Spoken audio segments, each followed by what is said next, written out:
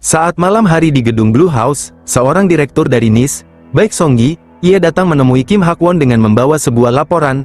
Pak Presiden, setelah beberapa hari kami selidiki, hubungan Han Ki-yong-yung dan Kim Moo-hyuk bermula saat Moo-hyuk melunasi utang pinjaman sahamnya. Setelah itu, dia kemudian pindah ke Amerika dan mendirikan perusahaan Dream High. Kim Hak-won sedikit mengerut. Ho, seorang debitur, tiba-tiba menjadi investor sukses di Wall Street. Apa itu masuk akal? Dari mana dia mendapatkan dananya? Song-gi menjawab, pemerintah AS tidak menanggapi permintaan kita untuk melacak aliran dana tersebut. Selain itu, Kim Moo-hyuk juga terhubung dengan Eva Jo, CEO dari Mirai Investment. Kim Hak-won terkejut. Apa? Bagaimana mungkin? Song-gi dengan detail menjelaskan, dari hasil penyelidikan, gedung Mirai Investment dimiliki oleh Polar Construction, dan pemilik sebenarnya adalah Kim Moo-hyuk. Eva Jo pertama kali bertemu dengannya di Hong Kong, dan mereka kembali terlihat bersama di Korea baru-baru ini. Dia juga dikabarkan bertemu secara pribadi dengan Direktur Pelaksana IMF, Cham Des-sus, tepat sehari sebelum negosiasi Bailot. Kim Hak-won mengernyit. Cham Des-sus katamu, bagaimana bisa? Song-gi menjawab, kami belum mengetahui hubungan pastinya. Namun menurut kabar, pertemuan mereka berlangsung cukup lama. Mendengar informasi tersebut, sejenak Kim Hak-won pun berpikir. Keningnya sedikit mengerut, seakan sedang mencerna setiap jawaban yang ia dengar. Hubungan Kim Moo-hyuk dengan Mirai Investment dan Dream High berarti, dia mempermainkan kita. Dengan kata lain, siapapun yang mengakuisisi Jungwoo, pada akhirnya hanyalah bidaknya. Kim Hak-won melanjutkan, apa ada lagi? Aku bahkan takut untuk bertanya. Song-gi membalas, entah kenapa, dia juga terlibat dalam konflik geng Gangnam tahun lalu. Bahkan, geng yang kalah berada di bawah perlindungan Azure Wind Society. Sontak Kim Hak-won pun dibuat terkejut. Lanjut ia bertanya, Azure Wind Society, apa maksudmu yang itu? Baik, Song-gi sedikit menunduk. Betul, sepertinya Kim Moo-hyuk memiliki permusuhan dengan mereka. Saya juga menduga, kemungkinan besar, ia membuat Han Ki-yong-yung mendukung Anda dalam pemilu, itu untuk menghalangi Azure Wind Society, karena mereka mendukung kandidat partai konservatif. Kim Hak-won mengernyit, pantas saja, dia tiba-tiba mendukungku tanpa meminta apapun. Ternyata tujuannya bukan kemenanganku, melainkan untuk menghambat Azure Wind Society. Jadi begitu ya, rupanya dia ingin melawan mereka. Lanjut Kim Hak-won bertanya, apa ada kelemahan yang bisa kita gunakan, seperti sesuatu untuk menekannya? Song-gi menjawab, untuk saat ini tidak ada, mengingat belum ada bukti aktivitas ilegal. Kim Hak-won berkata lagi, kalau begitu, biarkan Jungwoo Group jatuh ke tangan Dream High. Tapi meski begitu, terus selidiki Kim Moo-hyuk sampai kau menemukan sesuatu. Baik, Song-gi sedikit menunduk.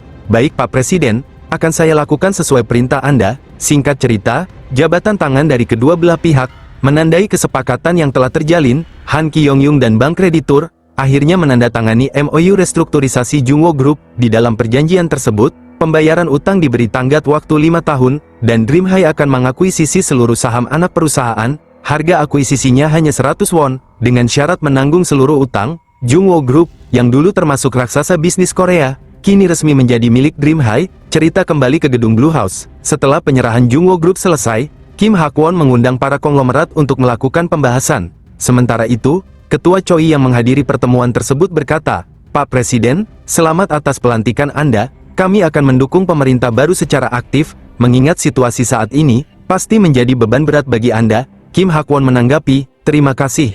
Tapi para ketua tampaknya belum menyadari krisis ini. Mendengar pernyataan sang presiden, sontak mereka pun dibuat terkejut. Kim Hak-won kemudian melanjutkan, seperti yang kita semua tahu, krisis IMF dan Jungwoo mengguncang publik berturut-turut. Mayoritas rakyat menilai, pihak manajemen ceroboh dan para konglomerat tak lagi bisa ditoleransi.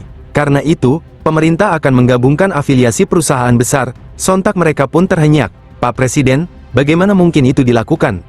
Kim Hak-won dengan tegas menimpali, kalian tidak wajib ikut bila tidak setuju. Namun selama masa jabatan saya, kalian tidak akan menerima dukungan pemerintah sedikit pun. Lagi pula, semua ini terjadi karena keserakahan kalian, yang terus ingin memperluas bisnis ke segala sektor. Bukankah pemerintahan sebelumnya sudah berkali-kali memperingatkan bahaya investasi berlebihan dan tumpang tindih? Lalu sekarang apa yang berubah? Bukankah tidak ada? Hingga pada akhirnya, kalianlah yang memicu badai krisis valuta asing. Oleh sebab itu, pemerintah akan mengambil keputusan dalam 1 minggu, dan saya peringatkan, jangan pernah coba ikut campur. Upaya menyuap pejabat atau mempengaruhi keputusan, hanya akan membawa kehancuran bagi kalian. Apa sudah jelas? Melihat ancaman dari sang presiden yang tampak begitu nyata, para ketua pun hanya bisa terdiam. Tak ada satupun dari mereka yang berani menyela bahkan menentang keputusan tersebut. Pada akhirnya, Mereka hanya bisa pasrah dan mengikuti setiap aturan yang sudah ditetapkan. Namun dengan adanya keputusan tersebut, kesepakatan besar yang dipimpin pemerintah, membuat dunia bisnis tidak punya ruang untuk melawan. Tanpa dana talangan publik, para konglomerat terpaksa menjual aset utama mereka. Sementara di tempat lain, Han Kyong-yung yang tengah bersama Kim Moo-hyuk berkata, "Moo-hyuk, apa kau tahu, Jungwoo juga menerima perintah restrukturisasi. Anak perusahaan elektronik dan otomotif yang tidak stabil ingin aku lepaskan. 30% manipulasi akuntansi dan utang terkonsentrasi di sana, dan Samsung tampaknya mengincar salah satunya."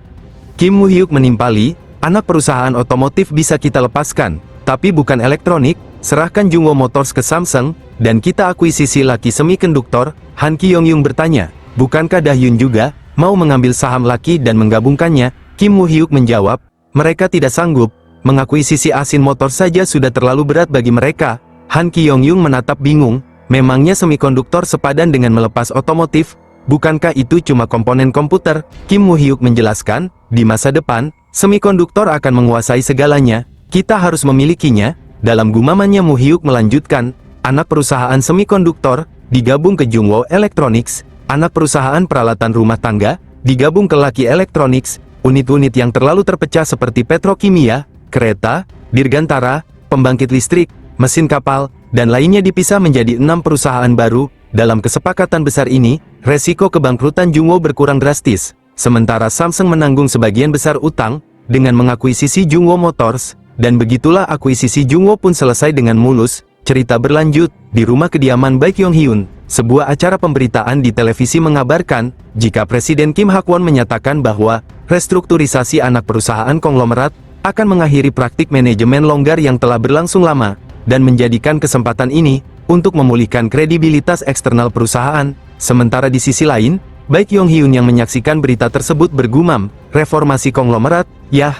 Dia langsung tampil keras di awal masa jabatannya. Tak lama kemudian, seorang wanita yang masuk ke ruangannya berkata, "Permisi ketua." Baek Yong-hyun bertanya, "Ada apa?" Wanita itu menjawab, "Tamu dari Jepang telah tiba." Baek Yong-hyun membalas, "Baiklah, aku akan segera menemui mereka." Beberapa saat kemudian, Baek Yong-hyun yang membuka percakapan berkata, "Tuan Watanabe, saya memang mendengar kabar Kobe, tapi saya tak menyangka, jika tuan muda yang datang sendiri." Hiroshi Watanabe menanggapi, "Aku ingin menunjukkan keseriusan kami, memulai bisnis baru di tempat asal sudah cukup sulit. Karena itu, Azure Wind Society harus mengerahkan seluruh kemampuan untuk ekspansi ini. Kau paham kan?" Baek Yong-hyun dengan lantang merespon, "Baik, saya paham, Tuan Watanabe." Watanabe berkata lagi, "Korea baru saja mencabut undang-undang batasan bunga bukan? Kita harus memanfaatkan peluang ini untuk menguasai bisnis pinjaman di Korea. Jadi segera buat undang-undang seperti Money Lending Business Act Jepang. Selain itu, tetapkan bunga tahunan 70%, singkirkan semua pesaing, lalu cabut kembali undang-undangnya. Kau bisa mengurusnya bukan?" Baek Yong-hyun sedikit menunduk, "Baik, serahkan saja pada saya." Watanabe lantas bertanya, "Tapi kenapa tugas sebelumnya gagal? Kau bahkan tidak bisa menyingkirkan satu lelaki tua yang terus mengganggu organisasi kita. Apa kami terlalu berharap banyak darimu?" Baek Yong-hyun menanggapi, Saya tidak punya alasan." Mendengar jawaban tersebut, Watanabe kemudian menancapkan sebilah pisau di atas meja. Lanjut dia berkata, "Jika kau terus melakukan kesalahan, kesabaran ayah akan segera habis. Apa kau mengerti?" Baek Yong-hyun dengan gugup menjawab, "Baik, saya akan mengingatnya." Watanabe tersenyum tipis, "Bagus, urusan itu akan kami tangani. Sementara itu, kau negosiasikan dengan pemerintah, agar ekspansi ke Korea berjalan mulus. Kali ini kau bisa melakukannya kan?" Watanabe menambahkan, "Jangan ulangi kesalahanmu, hubungan turun-temurun kita bisa hancur karenanya. Apa kau mengerti?" Baek Yong-hyun membungkukkan tubuhnya, lalu membalas, "Baik, Tuan Hiroshi Watanabe, saya akan selalu mengingatnya."